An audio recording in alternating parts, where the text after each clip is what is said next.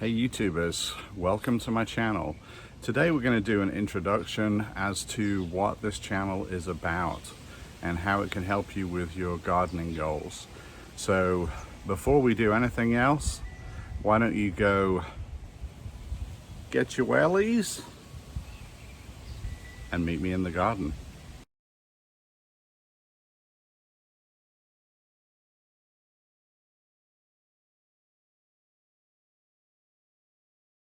Hey guys, this is Andy. Welcome back to the garden. Welcome to Get Your Wellies.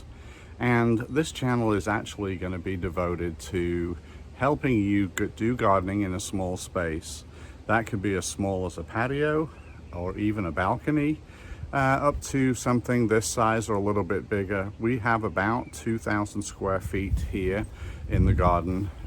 Some of it's usable, some of it might be a little harder to do things in, but you'll see that we've come up with some novel ways to do things, and hopefully will be an inspiration to you to try some things. So this is our patio. I'm not going to go into specific details about these pepper plants just yet. What I'm really wanting to show you is the tubs that they're sitting in. These tubs are wicking tubs. I literally can fill these with water, and they will last even in the middle of the summer for several days before they need filling again. So this is really, I would say this was probably the first part of my garden that I got interested in doing. I built these tubs and I've added a couple more each year, and now we have all of these red cages. So 1, 2, 3, 4, 5, 6, 7 have different pepper plants in, and we have some other tubs with some different things going on here as well. So how to build these tubs will be shown on a later video. These are ideal for a patio. Actually have room for several more up here, but if you just had a balcony, if you just had a very small patio, this would work well for you. This would be a really good option. So we'll look at that build here in a couple more videos. Now this is a rain gutter grow system. This is actually an idea that I saw first of all on a channel by a man named Larry Hall. Larry unfortunately passed away, a year or two ago, but left quite a legacy. He was a long distance truck driver and needed to figure out a way of watering his plants while he was not there. He just didn't want to keep asking friends to come water his yard, so he built these rain gutters, and these buckets have little pots underneath them called net pots, and a wicking medium, much like the wicking buckets that we've already seen, and they will water themselves for a long time, basically until you run out of water.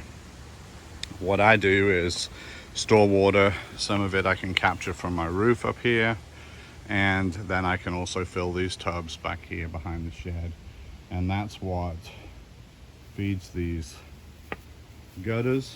And each gutter has its own valve on it there, which will help to keep the water level correct.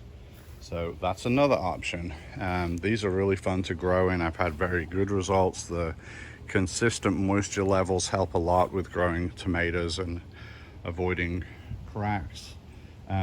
These are some climbing triple crop tomatoes growing, and they are doing quite well. Still waiting for some to turn red, but nice big clusters of fruit here, and then some other tomatoes behind there. That's another option, and we'll go into this as well in a future video. By all means, look up Larry Hall's channel, Rain Gutter Grow System, RGGS system, and you'll find a lot of very useful information there too. These buckets are wicking buckets, so they work much the same way as the tubs do. They're just smaller, but these work out great for growing mint, thyme, pretty much any kind of herb or things like that. Now I will say my rosemary is looking rather pitiful right now, so that may have to come out and be replaced, but there's some sage over there too. Now, this is a pretty new addition. I actually mixed up this dirt and put these together about 3 days ago. I still need to put a trellis up behind here, which I'll be doing in the next few days, to grow the vines.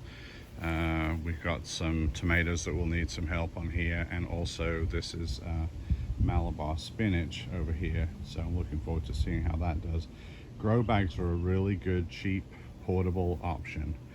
I got 10 gallon grow bags, and I believe I paid $15 for those on Amazon, so a great option if you're trying to keep the cost down. These are my banana plants. This is my first year to plant these. These are one of the very few things that's actually grown in the ground back here. And yes, I'll dig them up when the cold weather starts to get close. We'll dig them up, put them in the garage, and replant them next year. These have been a lot of fun because they really looked like they were dead when I got them. At least 2 of them, I was sure no way they could actually do anything. But here we are, just a couple of months later, and I would not be surprised if they get to the top of this fence before the season's over. So that's kind of a fun, just a little fun thing to do on the side here. I'm not going to be able to eat anything from that, but it is kind of cool to have that. Here I also have at the side 2 compost tumblers. These are really great for amending my soil at the beginning of each season, so I'll be using some of this compost when the fall gets here for the fall garden. And I dressed the top of the soil this year with the compost that we just make from lawn clippings, garden scraps, food scraps out of the kitchen. Really easy to do. The tumblers work great, especially this time of year. Now during the winter time, everything kind of slowed down, but it's going again, and we've got quite a bit of stuff going on in there, so that's good. This is one of my favorite places in the garden. The view from here is just lovely. I can look to my left and watch the rain gutter system. I can look to the right at my grow bags and banana plants. And if I look straight ahead, I can see the patio. So everybody has to have a favorite little spot in the garden. This, for right now anyway, is mine. Okay, this bed here is a raised bed that I built over the winter. Main goal here was to bring pollinators in. So we have borage back there, black-eyed Susans. The rest of this bed has not really taken off that great yet, but I have plenty of time to decide what else I want to put in there, especially as I prep it for next year. So there's just a few things. Gladiolus. This right here is bee balm, which may not flower this year. I don't know too much about this plant yet, but I do know it's a really great way of bringing bees to your yard. You'll notice that there is an electric wire along the front of this bed. That's because my dog, who is a beagle, really liked to roll around in vermiculite, so we had to put that up to stop her, so she doesn't get in there anymore. I wish that it would keep rabbits out. So far it has not done that. They still get up here and they like to nibble on things, as evidenced by that. And this is Chrissy. Come say hello. Hey, come here. You say hi to everybody. She's always on the hunt for rabbits. We have them living under our shed, so she thinks she's got to chase them all the time. All right, guys. So if you're thinking about gardening in a small space or would like to learn more about some of these builds, why don't you subscribe to us? Give me a thumbs up if you like the introduction video, and follow along as this journey begins, and hopefully we'll all have some really interesting gardens before it's all over with.